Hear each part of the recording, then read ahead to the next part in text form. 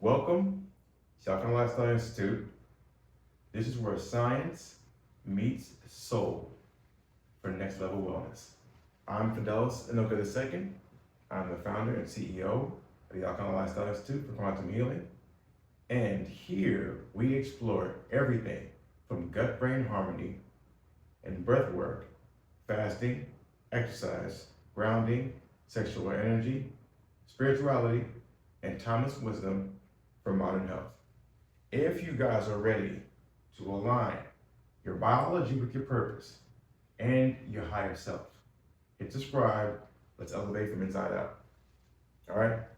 Today's topic is why you need carbohydrates to build muscle.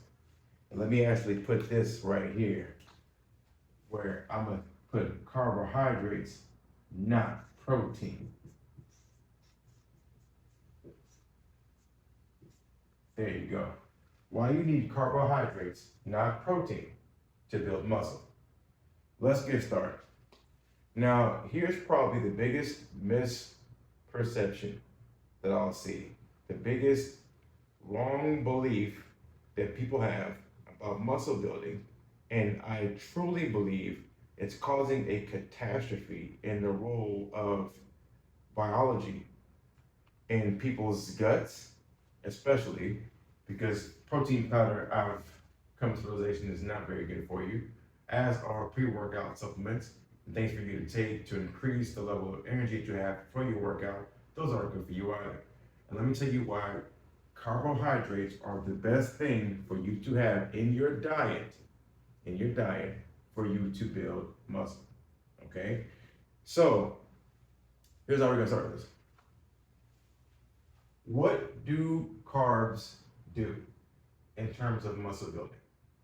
First off, what carbohydrates do is they provide you energy and fuel for your training. You have to have energy and fuel for you to be able to move yourself, your body, and the thing that you're picking up for yourself in order to get stronger. And carbs are your body's preferred energy source during resistance training. Now, training for resistance not only improves your health, your longevity, your cognitive function, meaning it improves your brain, but literally, aesthetically is great, but your muscles store the energy for you to be able to manifest things in your physical world. You need to have muscle.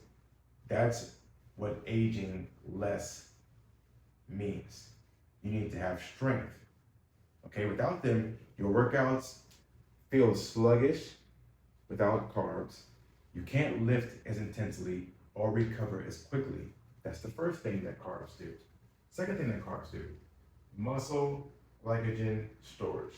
Carbs replenish glycogen, which is the stored form of glucose in your muscles. Glucose also provides you of energy, and muscles store the energy. Okay, let's keep going. Insulin and muscle growth. This is the third thing. Insulin and muscle growth.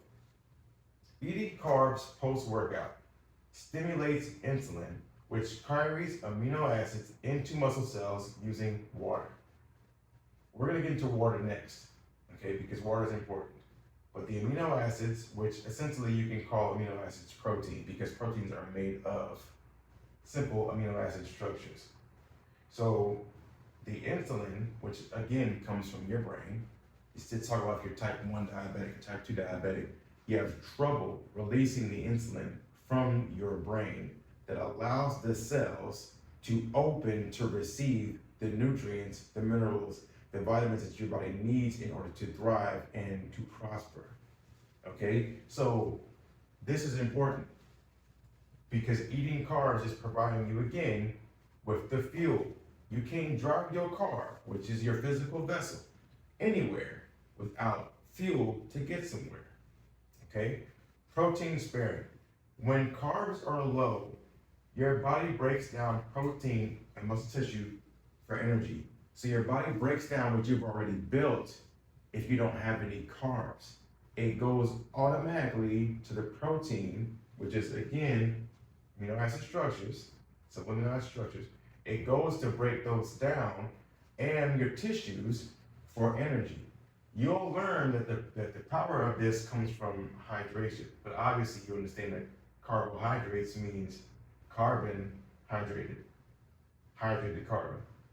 That's essentially what this is. Okay? This is why it's so important. Eating simple carbohydrates. What does this do? Simple carbohydrates are fast digested. They help spike insulin production and carry minerals and nutrients to your cells. What are simple carbohydrates? Let's talk about simple carbohydrates.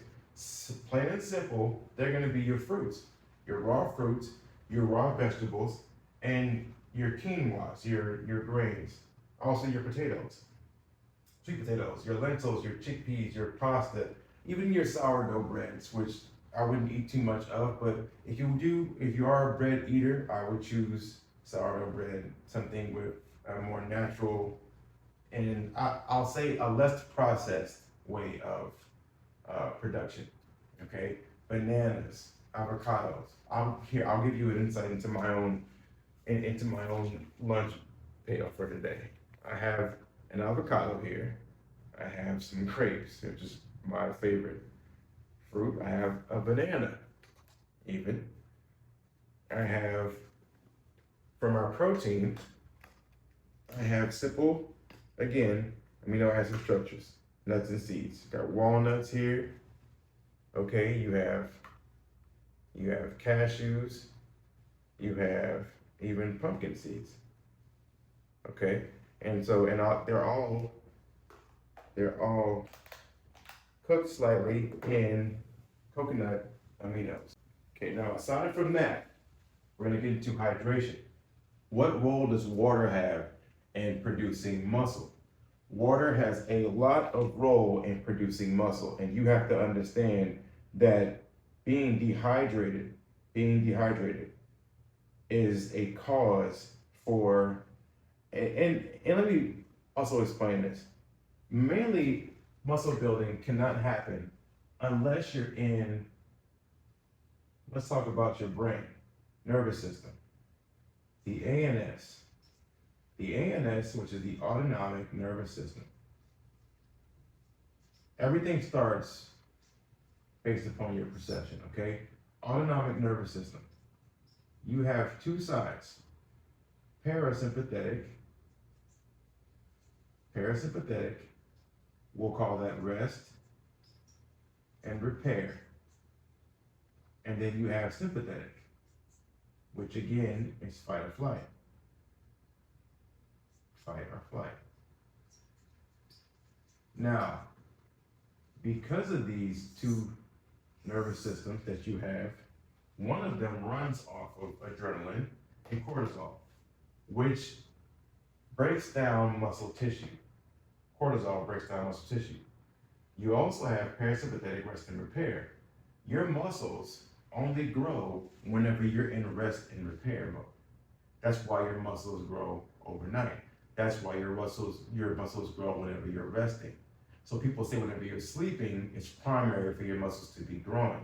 What I'm saying is whenever you're in rest and repair nervous system, your muscles are growing. It ain't just when you locked out and you're sleeping overnight. If you're just in rest and repair mode, if you're just in a calm state of mind, if you're in a calm manner, in a calm state, overnight recovery is obviously, it's going to be automatic. But what I'm saying is you have to keep yourself in a state of mind that is in terms of growth. If you're in stress all the time, there's no way for you to build any muscle. And if the muscle that you are building is going to be just nothing but an inflammatory response and nothing but acids built into your system, okay, it's not going to be healthy. So the role that water plays in all of this for carbs, again, what do carbs do? Fuel your training. They store glycogen in your muscles. They enhance insulin and muscle growth. They spare your proteins. All of this by eating simple carbohydrates, which are fast digesting. They spike insulin, carry minerals and nutrients to your cells using water. And this is where this comes in. Water is primary for protein synthesis. It depends on hydration. You cannot synthesize these proteins without water. Okay, and so the main thing is for you to understand how essential it is for transporting amino acids from proteins, all right, amino acids, simple amino acid structures, into your muscle cells. You have to get it there. It has to get there. Somehow it has to get there. Without enough hydration, protein synthesis slows down. That means your body struggles to repair and grow muscle tissue. Okay? Number two about water. It flushes out lactic acid, reduces soreness. Hydration ensures that nutrients like glucose, the electrolytes that you consume, amino acids, reach your muscles efficiently. It also helps flush out metabolic waste. You've got to get rid of the waste. This is also based on the lymphatic system. The lymphatic system and the lymphatic system in your brain.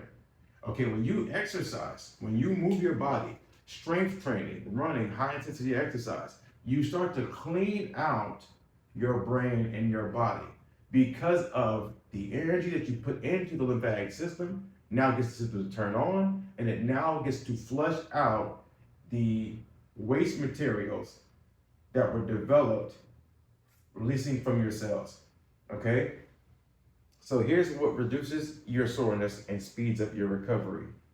Your lymphatic system and lymphatic system are primary for this. You must activate them by the energy that you're putting into your system.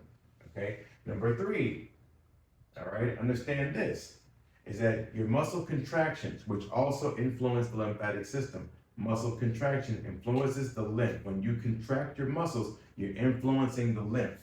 Okay, right now. So your muscle contractions enhance the lymphatic system.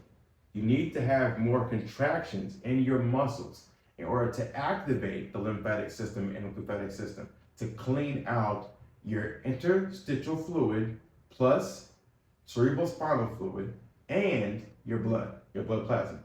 Plasma is 92% water, 8% solute, whatever the minerals, the vitamins, the nutrients that are inside of it. But the majority of your blood plasma is water. Okay, so your muscles are about 75% water. This means that if you mildly are dehydrated, just mildly dehydrated, it impairs your strength, your endurance, your coordination. That means your workouts are going to suffer. You won't have the energy, and there go your gains. I used to play professional basketball. I trained myself, I would say 6 out of 7 days. And I used to go extremely hard, constantly, extremely hard. And the thing that I failed myself a lot, most days, was simple hydration. Replenishing my water was not a primary thing for me. And I was in Arizona training, I was in Fort Wayne, Indiana training, I was in Stone Mountain, Georgia, I was in Orlando, Florida. I was in places that had some heat, excessive heat, or dryness, not very humid sometimes, but also some places that are very, very dry. And I just did not replace my water enough times. And I was just going extremely hard, riding my bike. I'm talking about like 10 miles a day. I'd be on the exercise bike about 20 miles in the gym. I'd go in there to go do a 45-minute intense workout, because when you work out at a certain level of intensity, it's different. When you work out, you train yourself at, just going through the motions. That's a certain level of training. When you're going really, really hard, you've got to make sure that you're replacing your water. Every game, probably in the summer league that I would play in a basketball game, I lose about 5 to 6 pounds of water weight. And I just did not put it back. For every kilogram essentially that you're losing of water, you need to multiply that in terms of ounces of water by about 3 to 5, and you need to get all that back. So if I lost about 5 pounds, I would have to multiply that, and I would say I need to replenish about 20 fluid ounces, just about my own body weight. I'd multiply I'd have to put all that back. Because if I don't put it back, that's where my soreness comes in. And when you get up the next morning, you feel like you can't move. It's water, okay? So your coordination, your strength, your endurance. Glycogen storage and water retention. For every gram of glycogen storage in your muscles, your body stores about 3 grams of water. So staying hydrated, again, maintains muscle fullness and energy reserves. You need to have, again, water. Now, hormonal and metabolic support. Your hydration influences your hormones. It influences your hormones like cortisol, stress hormones, like I spoke about, which break down muscle tissue, all right, and also testosterone. Testosterone is a hormone that helps you to build muscle. But what you need to understand is that, first of all, testosterone comes from flow. If you have a flow inside your body, you create this on your own. Same thing with creatine. Your pancreas, your liver, your kidneys, they secrete creatine. You don't need to take it from the outside and stop the process that's naturally happening from within you from happening. The reason why it's not happening within you is because, again, you're connected to the sympathetic nervous system. Okay, that's why. And so if you change that and understood that dehydration can increase catabolic hormones, which breaks down most tissues, you would essentially tell yourself, primarily, I need to have carbohydrates and have water. Now, then let's get into the protein. The protein, which essentially is based upon simple amino acid structures. All that you need to understand as far as amino acid structures is that every animal on this planet, every being on this planet gets their protein from a plant. There is no other protein that comes from any other source except from the source of the plant. The plants have to have what everyone needs based upon photosynthesis. And understand this, people also go through photosynthesis. It's not just the plants. Okay, we all go through it. All right, so the concept behind when you eat animals, 99% of the animals that people eat are herbivores. They consume the plants. So the irony in this is that you're getting second-hand protein from something that's already been processed, because the animal is processing it and you're not. You're only getting the second-hand protein from what the animal already consumed. You're not a feline, you're not a cat, okay? You're not a carnivore. You just think you are. I don't know, but people have this, it's kind of awkward. I don't know if it's like a brain, somebody hit you in the head, but that's not what you need. I am 190 pounds. I am 5% body fat. I can grow muscle. Sometimes I have too much muscle. So when I go train myself and I go work out, I have to make sure that I don't want to get increasingly huge. But if I want to get big, I just go in there and put in the work consistently. Put in the work. Make sure that my bottom 2 times as big as my top and my visceral organs, and I'm good. But it just takes consistency. And it also takes consistency about me regulating my nervous system. Okay? That's the main thing. And so I used to take GNC vitamin packs to increase my nitric oxide. The nitric oxide was going to give me more energy. I used to take these caffeine-filled muscle milks.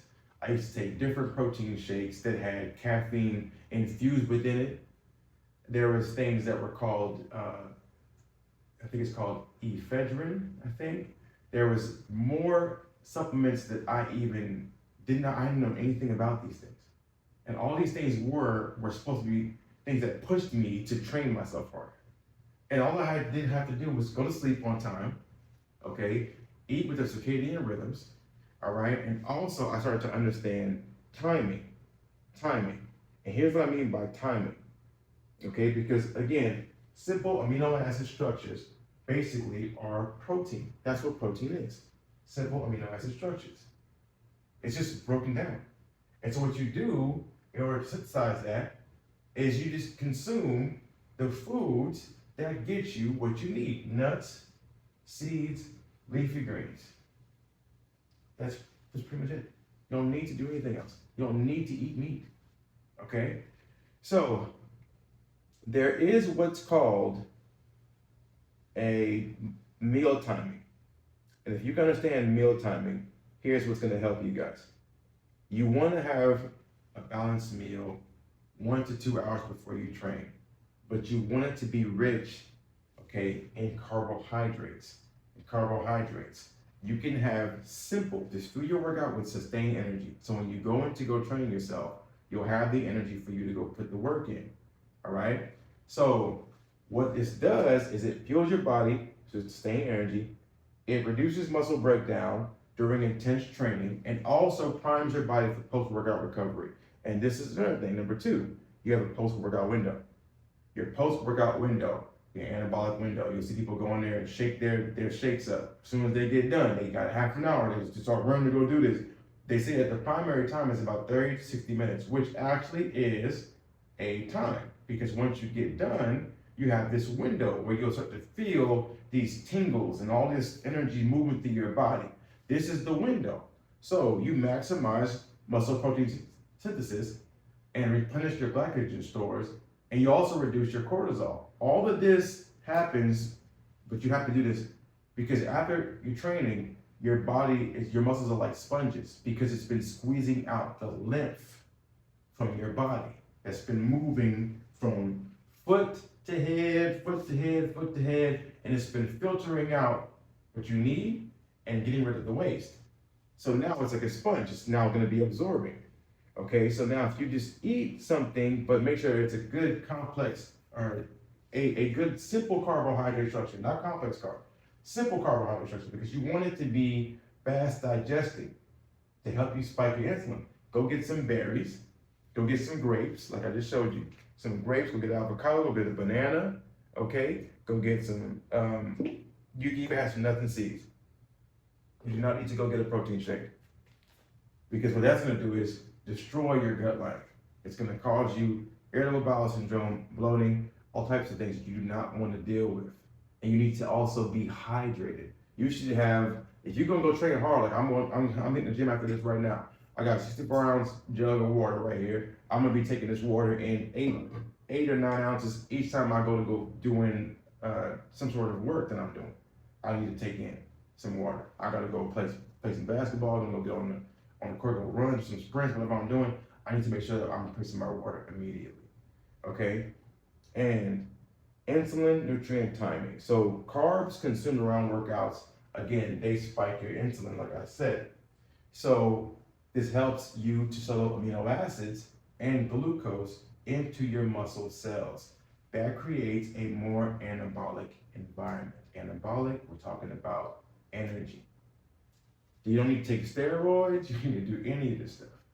Okay, your body takes care of everything for you. Just trust in how the process works.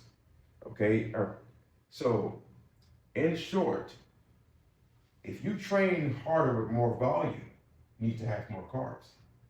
If you train harder with more volume, you need to eat more carbs. If you put in more and more work, you need to have more carbs. Okay, that's the fuel that's gonna get you where you need to get to. It's not protein. Okay, again, it's carbs. All right, so the anabolic window, you have protein synthesis, which again is the simple amino acid structures combined with the water that get all of the energy. Get the vitamins, the minerals, the nutrients where they need to go into your body. Also the oxygen carry. Here's one thing that you're gonna understand. That you need to understand this, okay? You need to breathe through your nose when you exercise. And here's why. Here's what nasal breathing does for you. Immediately it gets you into this. Rest and repair. Even while you're working out. It filters out dust, bacteria, viruses, and other airborne particles from inhaled air. It's important for you because this is what improves cognitive function, nasal breathing. The oxygen comes in through here and it goes upwards to the head. If you inhale through here, it goes down the esophagus into the diaphragm. This is what's going to neutralize, again, the stomach acid. When you breathe through your mouth, and again, understand what carbon dioxide, which is supposed to leave your body as the waste material in your exhaust pipe, when it comes back into your body, it neutralizes stomach acid. That's what carbon dioxide does. So you need to, what's gonna warm you, humidify, pressurize the air as you breathe. this is going to improve your ability to exchange oxygen and carbon dioxide inside your lungs. Literally, it's going to be able to get what's supposed to come in, and what's supposed to go out. Okay? So, if you need to improve nitric oxide, which is what I went to GNC for, like an idiot, taking vitamin packs and taking all these different things for no reason. All I had to do was literally just breathe through my nose consistently, even while I was working out, training hard. Studies indicate that this boosts nitric oxide concentration. Your nose and sinus is producing antibacterial, antiviral, anticoagulant, which prevents blood from clotting, gas called nitric oxide, breathing through your nose. It enhances your oxygen uptake, which is nitric oxide, enhances your oxygen uptake by diluting your blood vessels, which help you lower your blood pressure. Lowering your blood pressure is important, again, for cardiovascular health, which is the #1 cause of death in the United States of America, cardiovascular disease. Okay, so combined with slow breathing and prolonged exhalation, this can improve your carbon dioxide levels, which then regulates your pH. Your pH balance is regulated to oxygen and carbon dioxide. So if you have better oxygen delivery and improved blood circulation, your red blood cells' job is to get the oxygen throughout your entire body, which is also why you need to have grounding, electrolytes, electrons. That's what's going to keep your cells hitting against each other, keeping it moving. That's what keeps it buoyancy inside your cells, allowing oxygen to pass through. And so there you get about a 50% greater increase of the flow of air when you breathe through your nose, which stimulates your diaphragm into action. That is just a few things, okay? But here's why you should avoid breathing through your mouth whenever you're working out or exercising, or just period in general. You bypass the protection functions of your nose, like warming, humidifying, and filtering inhaled air. That's the first thing. Produces less nitric oxide, which is the second thing. It's shallow, it's inefficient, it gets you into sympathetic fight or flight nervous system. Dries up your mouth, meaning it removes your first defense against oral bacteria, which leads to dental infections, bad breath, dental and tooth decay. Your mouth is the first level of digestion. So if you're breathing through your mouth, this is no longer going to be the first level of digestion anymore, because you're going to dry out everything it needs, especially oral bacteria. You have to have good bacteria. You aren't able to sustain that process just by mouth breathing. Causes your body to lose 42% more water by exhaling from your mouth compared to breathing out through your nose. This is primary. I just told you guys what you need water for. Protein synthesis. You're losing almost half of your water just by mouth breathing. Okay? Linked to reduced exercise capacity, snoring, sleep apnea, facial abnormalities, allergies, and asthma. And they also, researchers suggest that breathing through the mouth at a faster rate during childhood may contribute to developing constricted facial features such as crowded and crooked teeth. The crazy thing is that when people hyperventilate, you can call that a panic attack. It's essentially what that is. So if you're not going into the gym to go in and go put some work in, gonna go with high intensity exercise, people are literally breathing through their mouth while they're doing high intensity exercise, HIIT training. You've got to be able to relax yourself, okay? Because here's what it's called: over breathing.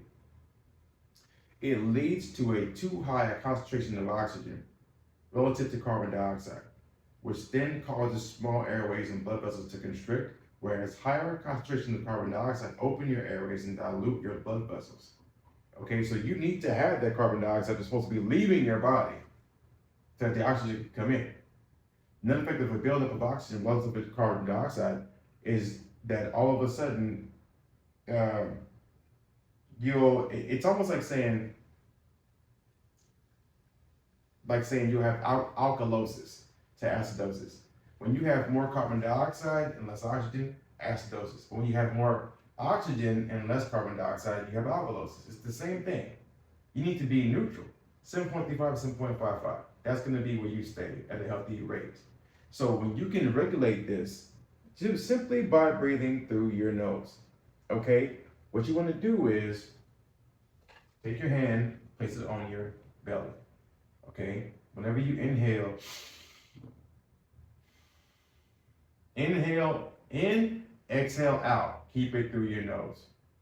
Do not inhale in through your nose and exhale through your mouth. I don't care if you went to yoga class, Pilates class, I don't give a fuck what class you went to. Don't do it. Your nose is for breathing, your mouth is for eating and drinking. Okay? So, ultimately, overall, fruits and vegetables provide you all the carbohydrates and the proteins that you need. Nuts, seeds, leafy greens, raw fruits, raw vegetables, quinoa, some grains, potatoes. These things give you everything that you need. You do not need to have any meat. You do not need to have any dairy products. You do not need to have any creatine supplements because, again, if you are in rest and repair mode, your pancreas, your liver, your kidneys will secrete that creatine for you to get the energy again to synthesize those proteins that you get are put inside for simple amino acid structures for you to get the muscle growth that you need. Okay? So, why have carbs? Fuel for training. Your body's preferred energy source are carbohydrates. Muscle glycogen storages. Carbs replenish glycogen. They store in the stored form of glucose in the muscles. Insulin and muscle growth. When you eat carbs post-workout, it stimulates insulin production, which carries simple amino acid structures or your protein into muscle cells using water. Protein sparing. When you eat carbs, when you have enough carbs, your proteins are spared. When you don't have enough carbs, your body breaks down these proteins, simple amino acid structures, and your muscle tissue. So you don't have the muscle capacity, meaning your muscle tissues get broken down, the proteins get broken down. Eating simple carbohydrates. Fast digesting, they spike insulin, they carry minerals and nutrients to the cells. Then raw fruits, raw vegetables, quinoa, potatoes, sweet potatoes, lentils, chickpeas, and nuts, seeds, leafy greens. Berries, especially melons, I consume all of that prior to workout and after workout. Okay, water is primary. Protein synthesis depends on hydration, which repairs and grows muscle tissues. Plus, lactic acid. The reason why you're sore after your workout is because you're dehydrated. You need to go get some water after you're done training yourself. Eat some fruits, drink some water. Muscles are around 75% water. Mild dehydration impairs your strength, endurance, and coordination. Make sure you stay hydrated during your workouts. Every gram of glycogen stores 3 grams of water. Dehydration influences stress hormones like cortisol, which will help break down muscle tissue. Stay in rest and repair by breathing through your nose. This is what creates nitric oxide production. This is what also helps you to regulate your carbon dioxide and your oxygen inside your body. That's why you should practice nasal breathing. Make sure that you enhance your ability, again, to breathe yourself into relaxation, to breathe yourself into rest and repair. It's not just time for you to go to sleep. It's time for you to learn that your brain mastering your mind is the most important thing for you to do. Mastering your mind is the important thing for you to do. Okay, so again, if you guys are understanding how this is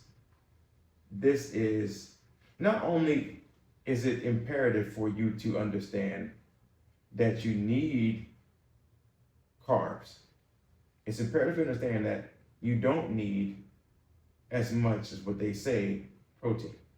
The most important thing for you to do is to find the anabolic window after you put your work in. Find a diet structure of hydration as well. I aim for about 1 ounce of water per pound of my body weight. So 190 pounds is my body weight.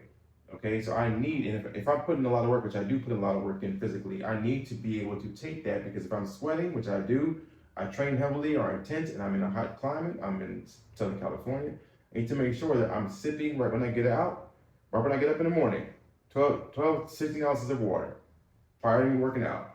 During my workout, 7 to 10 ounces. Every 10 to 20 minutes during my workout, I'm still drinking some water.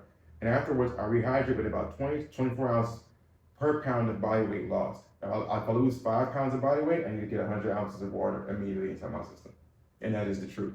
Because if I'm gonna have yellow pee, okay, I can tell that I'm already dehydrated. I need to replenish myself immediately. So that is one of the most important things for you to understand, okay? So thanks you guys for tuning in to Alkalign Lifestyle Institute. If this sparked any insight or helped you guys breathe a little bit deeper today, give this video a like, share it, leave your thoughts in the comments below. Don't forget to subscribe and find more ways to nourish your gut, calm your mind, and live consciously. Until next time, you guys stay curious, stay grounded, stay alkaline. All right? Love y'all. Peace.